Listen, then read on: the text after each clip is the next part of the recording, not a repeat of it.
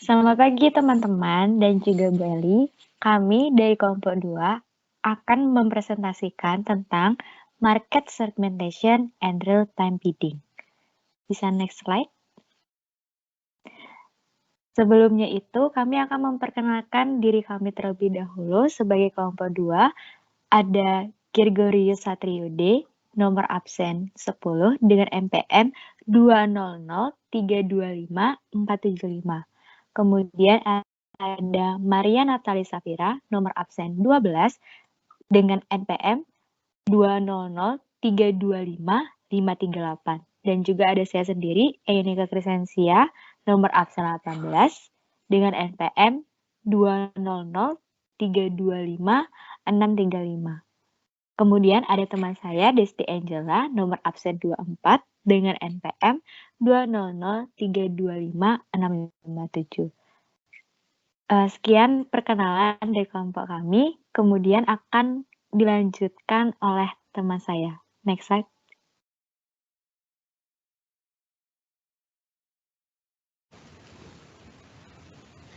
Baik, jadi yang pertama saya akan menjelaskan beberapa pengertian yang ada pada bab 2. Yang pertama ada segmentasi pasar, yaitu proses membagi pasar menjadi subset konsumen dengan kebutuhan atau karakteristik yang sama. Setiap subset ini mewakili kelompok konsumen dengan kebutuhan bersama yang berbeda dari yang dimiliki oleh kelompok lainnya. Yang kedua ada positioning, yaitu proses di mana perusahaan menciptakan citra dan identitas yang berbeda untuk produk, layanan, dan mereknya di benak konsumen. Citra membedakan penawaran perusahaan dari persaingan dengan mengkomunikasikan kepada audiens bahwa produk, layanan, dan mereknya memenuhi kebutuhan konsumen. Ketiga ada repositioning, yaitu proses di mana perusahaan secara strategis mengubah citra dan identitas yang berbeda dari produk, layanan, dan mereknya. Yang keempat ada segmentasi penggunaan kesempatan, yaitu sebuah strategi segmentasi berdasarkan fakta bahwa banyak produk yang dibeli dan digunakan dalam konteks kesempatan tertentu. Next.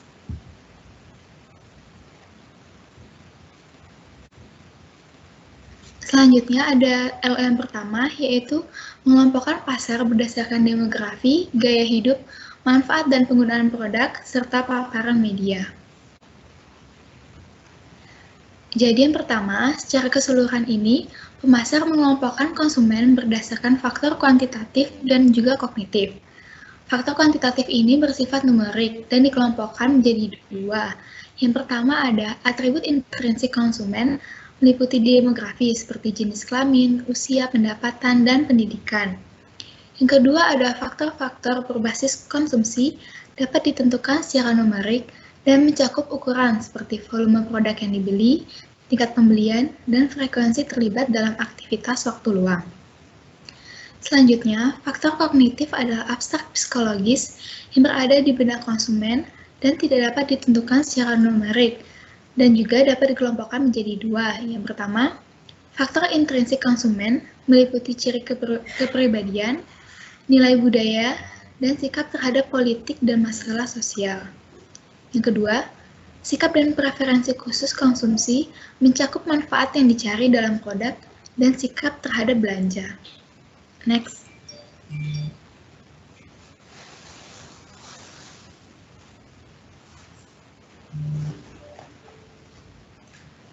Selanjutnya ada demografis. Segmentasi demografis ini membagi konsumen menurut usia, jenis kelamin, etnis, pendapatan dan kekayaan, pekerjaan, status perkawinan, jenis dan ukuran rumah tangga, serta lokasi geografis. Demografi adalah faktor yang paling mendasar untuk mengklasifikasikan populasi karena beberapa alasan. Yang pertama, demografi adalah cara termudah dan paling logis untuk mengklasifikasikan orang. Yang kedua, demografi ini menawarkan cara yang paling hemat biaya untuk menemukan dan menjangkau segmen tertentu. Yang ketiga, demografi menentukan banyak perilaku konsumsi, sikap, dan terpaan media. Selanjutnya di sini ada macam-macam pembagian demografi. Yang pertama ada usia. Kebutuhan produk seringkali berbeda dengan usia konsumen. Usia adalah faktor kunci dalam memasarkan banyak produk dan layanan. Misalnya, Investor muda sering berinvestasi, sedangkan orang yang lebih tua harus berhati-hati dan menghindari investasi jangka panjang. Lalu ada jenis kelamin. Saat ini semakin banyak iklan majalah dan iklan TV yang menggambarkan pria dan wanita dalam peran yang secara tradisional diduduki oleh lawan jenis. Misalnya, banyak iklan mencerminkan peran pengasuhan anak yang diperluas dari ayah dalam masyarakat saat ini. Lalu juga secara tradisional, wanita telah menjadi pengguna utama produk perawatan rambut dan wajah.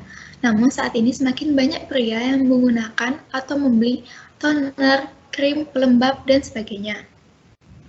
Selanjutnya ada rumah tangga. Sebagian besar keluarga melewati tahapan kehidupan yang serupa, dan pada setiap fase unit keluarga membutuhkan produk dan layanan yang berbeda juga. Selanjutnya ada kedudukan sosial.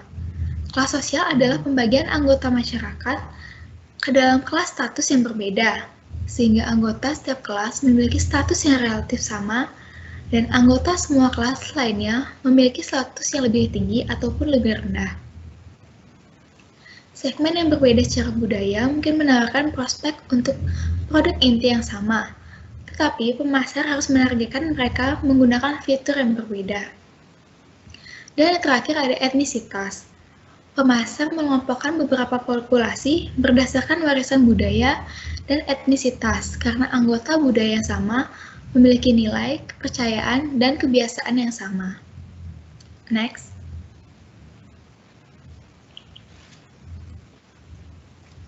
Selanjutnya, saya akan menjelaskan mengenai gaya hidup. Dalam pemasaran, gaya hidup dinamakan psikografis yang meliputi aktivitas, minat, dan opini dalam konsumen. Dalam riset konsumen, psikografis terdiri dari membuat pernyataan dan meminta responden untuk menunjukkan tingkat persetujuan atau ketidaksetujuan mereka dengan setiap pertanyaan yang ada. Variabel psikografis ini meliputi pola pembelian, opini tentang konsumsi atau masalah sosial, nilai, hobi, aktivitas waktu luang, dan banyak dimensi lainnya. Psikografis ini bersifat serbaguna dan bersama-sama dengan demografi memberikan profil pasar sasaran yang sangat deskriptif kepada pemasar. Lalu di sini terdapat diagram segmen yang bernama FALS. Jadi, FALS ini mengidentifikasi rangkaian sumber daya yang melampaui demografi, seperti usia, pendapatan, dan juga pendidikan, untuk memasukkan ukuran kepercayaan diri, rasa ingin tahu, kesombongan, pencarian informasi, dan keinginan untuk mencoba dan membeli. Next.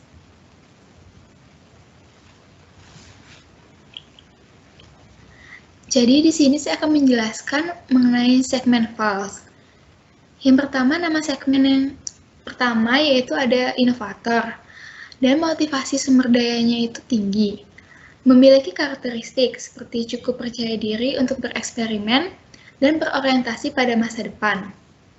Lalu yang kedua ada pemikir, memiliki cita-cita dan motivasi, dan memiliki sumber daya yang tinggi.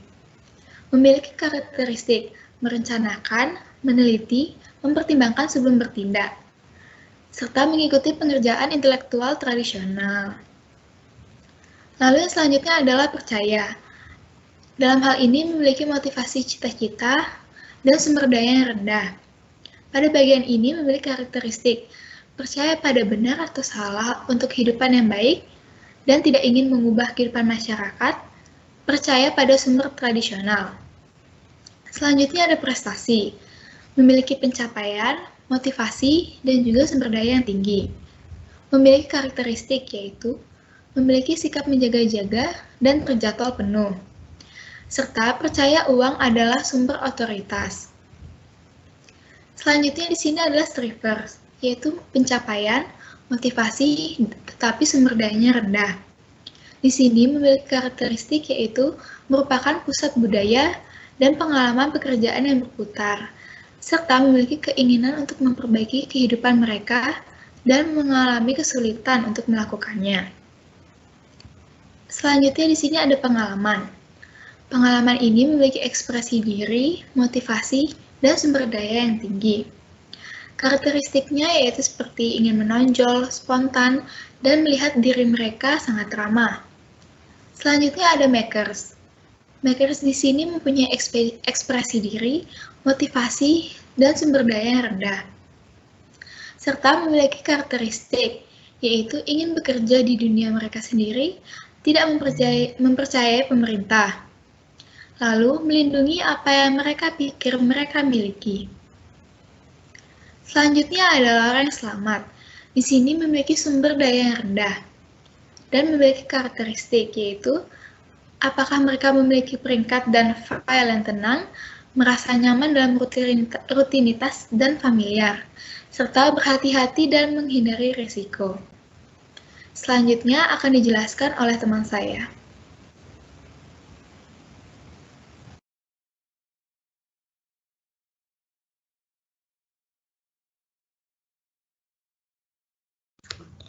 Baik, selanjutnya saya akan menjelaskan tentang demografi dan geografi.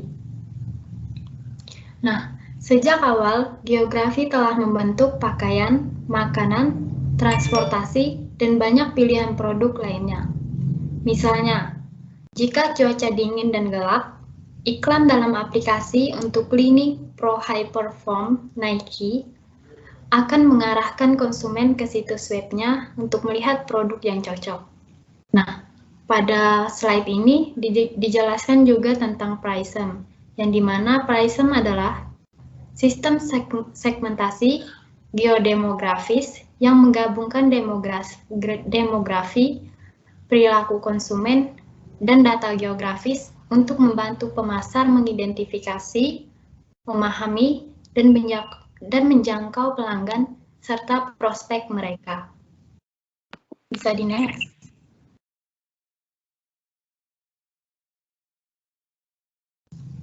Lalu selanjutnya adalah manfaat produk.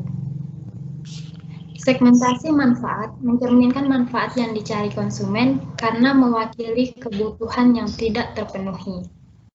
Ketika pembeli merasa bahwa merek tertentu memberikan manfaat yang unik, maka mereka yang menjadi pembeli itu membeli dengan wajar. Lalu bisa di-next.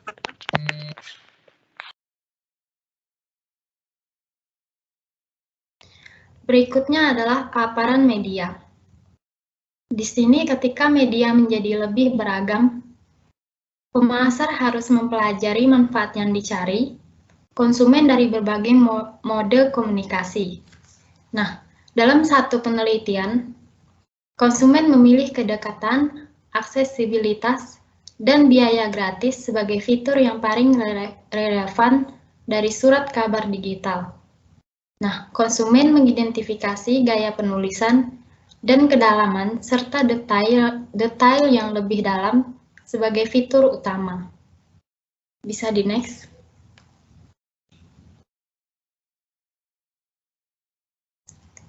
Lalu berikutnya adalah penggunaan produk. Pada slide ini, segmentasi tingkat penggunaan mencerminkan perbedaan antara pengguna berat, sedang, dan ringan, serta bukan pengguna produk, layanan, atau merek tertentu. Nah, contohnya misal, yaitu manfaat yang dicari konsumen saat menggunakan ponsel. Di sini bisa digunakan untuk media informasi lokasi, alat komunikasi, mencari berbagai berita, serta bisa berbelanja yang menambah nilai dan pelayanan keuangan. Status kesadaran produk mewakili tingkat kesadaran konsumen terhadap produk dan fitur-fiturnya, dan apakah mereka berniat untuk membelinya dalam waktu dekat atau tidak. Nah, jadi maka faktor yang terkait adalah keterlibatan produk yang mencerminkan tingkat relevansi pribadi yang dimiliki produk untuk konsumen. Lalu selanjutnya akan dijelaskan oleh teman saya.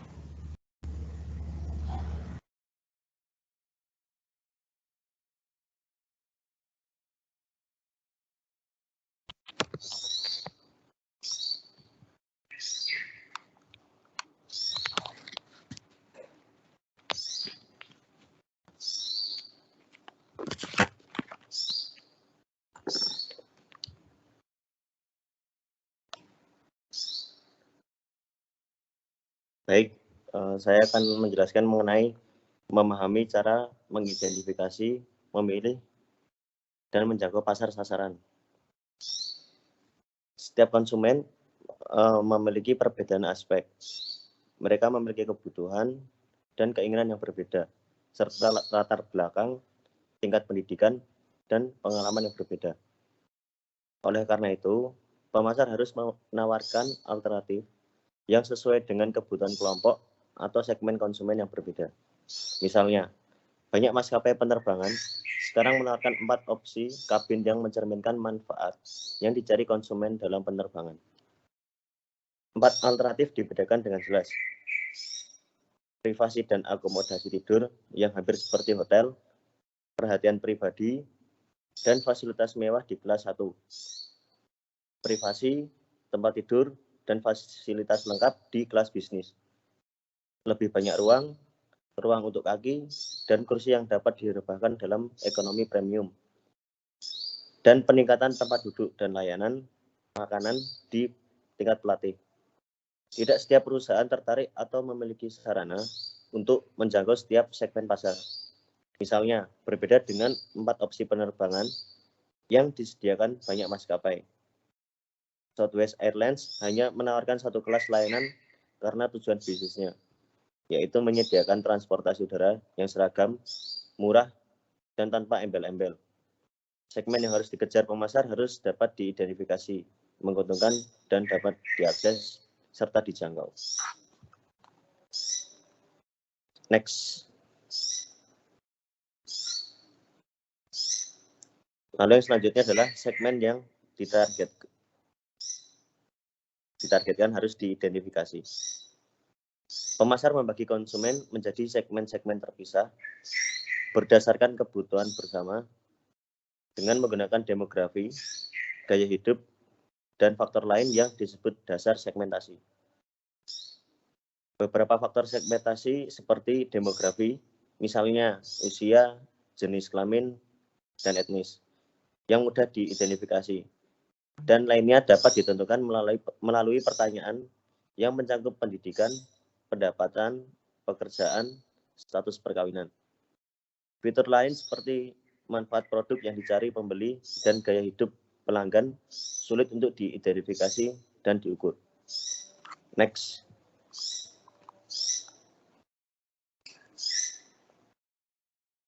Lalu yang selanjutnya adalah segmen yang ditarget harus menguntungkan. Untuk menjadi pasar yang layak, segmen harus terdiri dari konsumen yang cukup untuk menargetkannya secara menguntungkan serta stabil dan berkembang. Segmen dapat diidentifikasi, tetapi tidak cukup besar untuk menghasilkan laba. Misalnya, pria atletis dan langsing dengan bau lebar dan pinggang sempit seringkali harus membeli setelan jas dengan celana panjang yang lebih besar dari mereka yang membutuhkan dan memintanya untuk dijual kembali. Next. Lalu yang selanjutnya adalah segmen yang ditarget harus terjangkau. Untuk menjadi sasaran, suatu segmen harus dapat diakses. Artinya, pemasar harus dapat berkomunikasi dengan konsumennya secara efektif dan ekonomis. Dengan diversifikasi majalah, munculnya saluran TV yang menargetkan minat dan yang didefinisikan secara sempit, serta pertumbuhan media baru. Misalnya, mengirim iklan ke telepon seluler.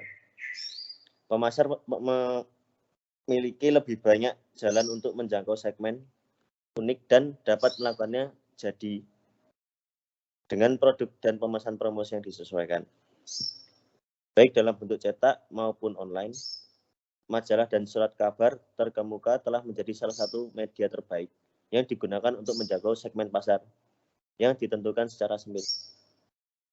Majalah berfokus pada bidang pengetahuan, minat, atau hobi tertentu, seperti perjalanan sains, sastra, seni, dekorasi rumah, arsitektur, pekerjaan, dan aktivitas rekreasi apapun yang dapat dilakukan. Majalah dan surat kabar menyediakan profil pembaca yang luas kepada pengiklan yang ingin menjangkau kelompok konsumen dengan karakteristik khusus. Next.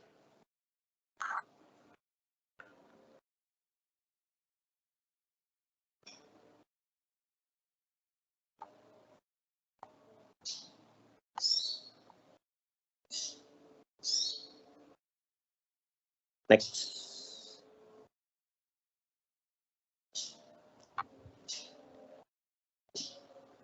Next.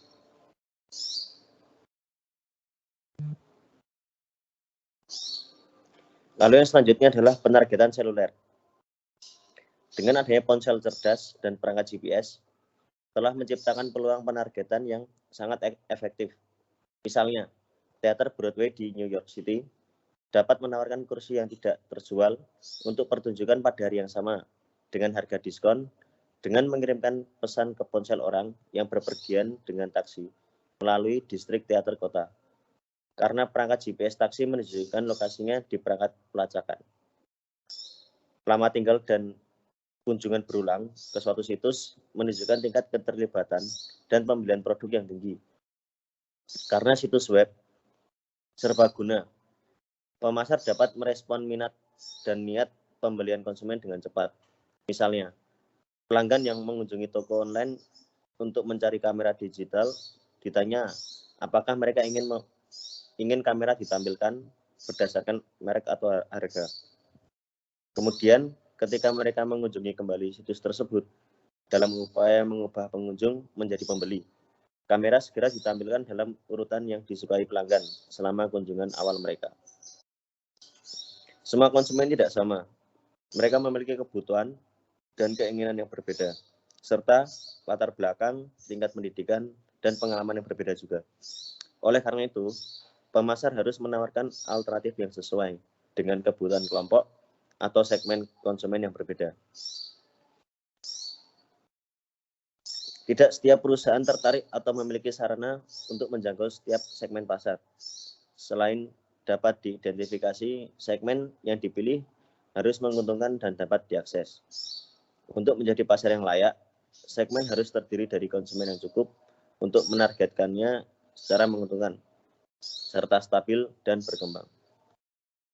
Selanjutnya akan dijelaskan oleh teman saya.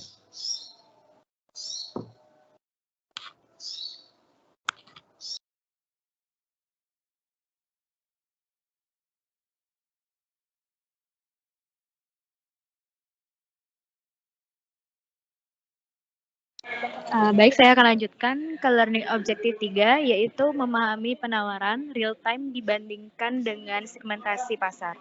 Di learning objective 3, kita akan memahami penawaran real time dibandingkan dengan segmentasi pasar. Bisa next slide?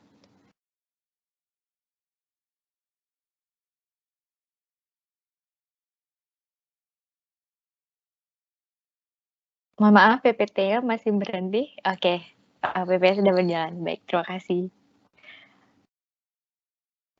Di sini ada RTB memfasilitasi optimalisasi pengeluaran iklan dengan sebelumnya itu saya akan menjelaskan dulu apa itu pengertian dari RTB atau real time bidding atau juga bisa disebut iROLS. Jadi, real time bidding atau iROLS ini merupakan sebuah teknik yang memungkinkan periklanan untuk menjangkau pengguna yang tepat, waktu yang tepat, tempat yang tepat, dan harga yang tepat juga. RTB atau real time bidding memfasilitasi optimalisasi pengeluaran iklan dengan mempertimbangkan inventaris pertayangan. Yang kedua, menempatkan tawaran premium. Next slide.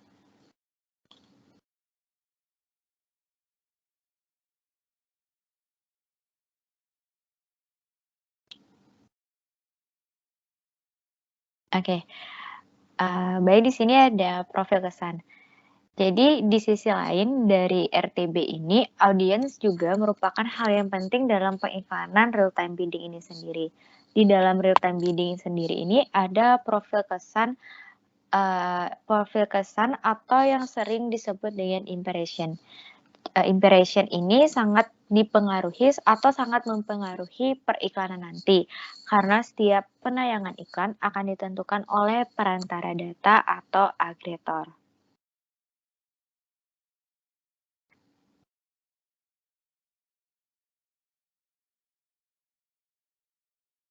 Baik di sini ada profil kesan. Jadi di sisi lain dari RTB ini, audiens juga merupakan hal yang penting dalam pengiklanan real-time bidding ini sendiri.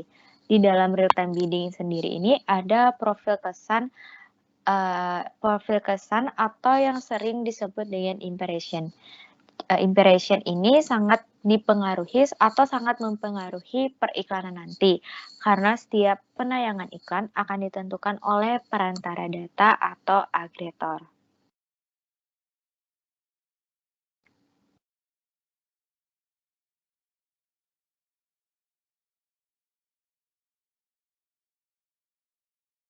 Baik profil kesan atau profil setiap tayangan ditentukan oleh perantara data atau yang disebut dengan agregator melalui cara-cara berikut.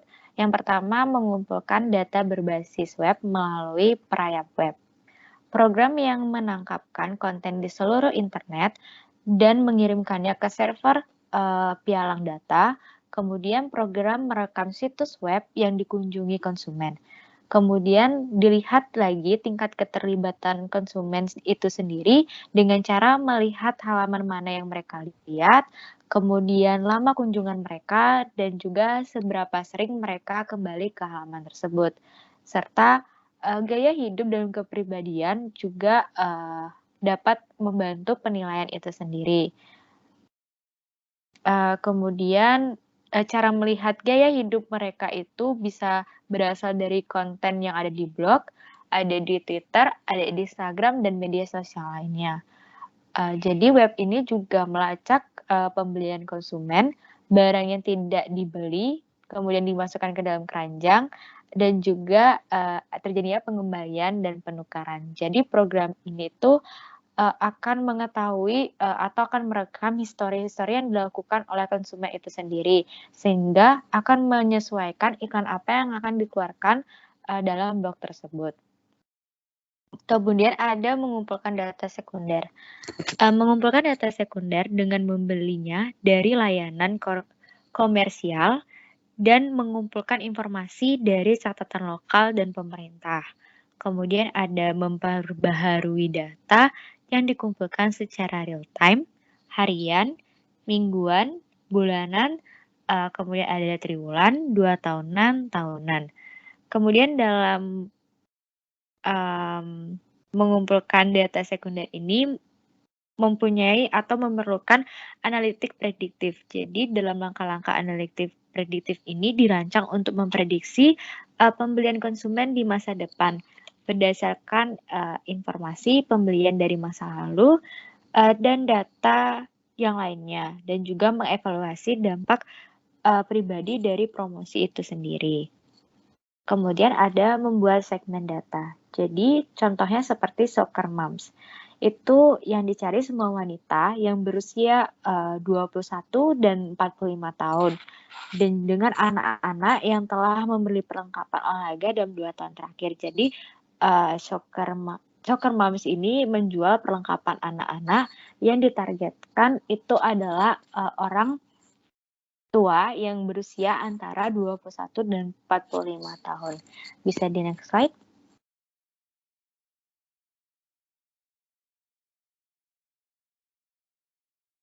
Oke, analitik prediktif adalah ukuran yang memperkirakan pembelian konsumen di masa mendatang berdasarkan informasi pembelian di masa lalu dan data lainnya, serta mengevaluasi dampak promosi personal yang dibuat dari prediksi analitik ini. Jadi, analitik prediktif ini sangat diperlukan untuk mengevaluasi dampak promosi yang biasanya akan muncul, dan biasanya dalam analitik prediktif ini akan muncul berbagai pertanyaan yang ada.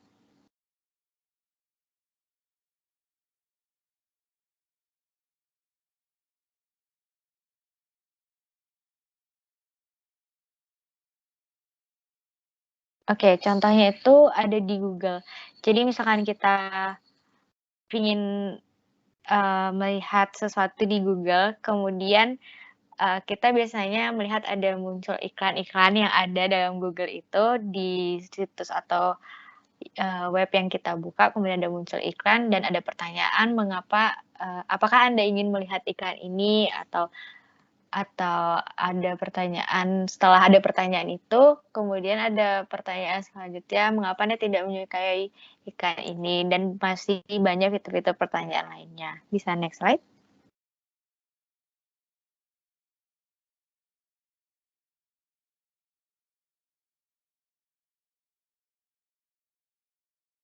Oke. Di sini ada operasi penawaran waktu nyata. Jadi di dalam operasi penawaran waktu nyata ini, ada periklanan, ada analisis, ada konten yang diblokir, dan juga sosial. Jadi dalam operasi penawaran waktu nyata itu ada periklanan. Layanan periklanan ini itu ada double klik yang mengumpulkan informasi pribadi dan menampilkan iklan tanpa terlihat. Kemudian ada analisis atau analitik. Perusahaan seperti Soccer Card Research yang mengumpulkan informasi pribadi dan membuat profil konsumen itu tanpa terlihat saat mereka menjelajahi web. Secara otomatis, profil ini dapat dihubungkan dengan nama orang untuk mengetahui kalau orangnya ini tuh suka, misalkan ada satu orang ini suka dengan kosmetik atau skincare, maka yang dimunculkan adalah iklan atau promosi yang berkaitan dengan skincare atau kosmetik. Kemudian ada sosial. Jadi perusahaan seperti Facebook atau Twitter menggunakan widget yang terhubung kembali ke layanan jejaring sosial saat widget dimuat di halaman. Widget ini memungkinkan jejaring sosial untuk melacak aktivitas konsumen, aktivitas browsing yang ada pada konsumen ketika konsumen tidak berada di situs jejaring sosial. Jadi dalam periklanan operasi penawaran waktu nyata ini, perusahaan ini berusaha untuk melihat kira-kira nih konsumennya ini kayak gimana sih orangnya, sukanya itu apa, kayak gitu. Kemudian ada konten yang tidak diblokir. Jadi contohnya itu ada perusahaan seperti YouTube atau BuzzFeed mengirimkan konten yang bermanfaat secara online, tetapi juga dapat mengumpulkan informasi pribadi tanpa terlihat. Biasanya disebut dengan cookie. Ada cookie web, ada cookie internet, ada cookie browser. Cookie ini merupakan kode perangkat lunak yang dikirim di browser web komputer pengguna saat pengguna sedang online. Ad Exchange, kumpulan besar tayangan iklan situs web, menempelkan tayangan iklan mereka ke dalam kolam atau ke dalam web tersebut, berharap seseorang akan membelinya. Next slide. Sekian dan terima kasih presentasi dari kelompok 2. Mohon maaf jika ada kesalahan kata.